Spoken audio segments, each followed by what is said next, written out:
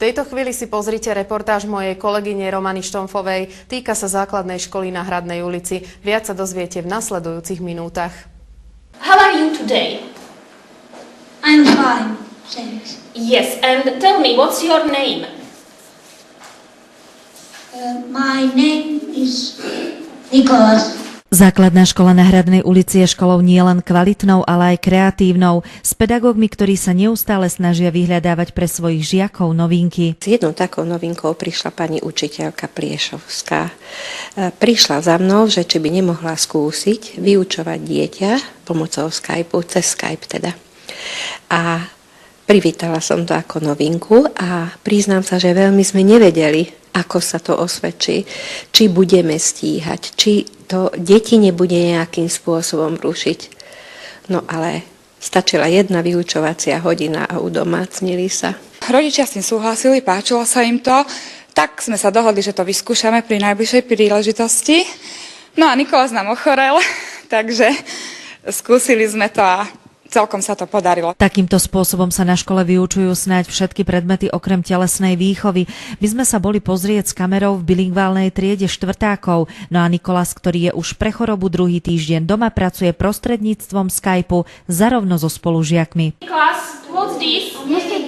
Swing. Yes, this is a swing. What color is it?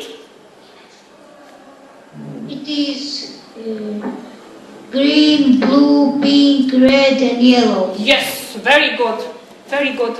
No, je to trošku iné. Človek sa musí sústrediť vlastne aj týmto smerom, ale zase je to veľká výhoda pre toho žiaka, pretože počuje nové slovká, výslovnosť tých sloviek, konverzáciu, dialógy, učíme sa nové pesničky a žiak, keď príde do školy, tak všetko vlastne ovláda. Nemusím mu posielať domáce úlohy, v podstate robí zároveň s nami, takže ako keby bol v podstate na vyučovaní, chodil do školy. Nechceme, aby deti boli choré, to je to posledné, čo chceme, ale na druhej strane myslím, že je to pre ne, ale aj pre rodičov nesmierna pomoc. Ja by som sa chcela škole veľmi, veľmi poďakovať za túto obrovskú možnosť, za túto možnosť vyučovania. Je to obrovská pomoc ako pre žiaka, tak aj pre rodiča. Okrem toho, že Nikolás je súčasťou vyučovacej hodiny, je neustále aj súčasťou kolektívu svojich spolužiakov, ktorým, ako sa zdá, už chýba.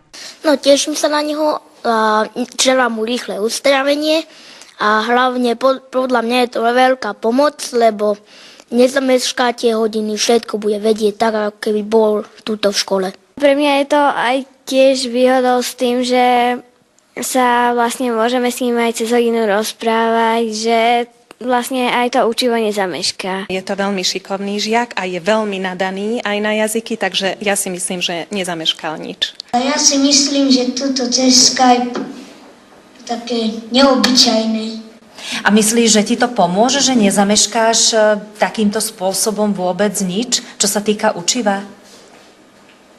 Určite áno. Nakoľko má takýto systém vyučovania počas choroby veľký úspech aj u detí, nás zaujímalo, či hrdielka nebudú teraz bolieť častejšie. No neviem, možno, že také špekulácie aj nastanú, ale dúfam, že to deti pochopia, že toto budeme robiť naozaj v tých krajných prípadoch.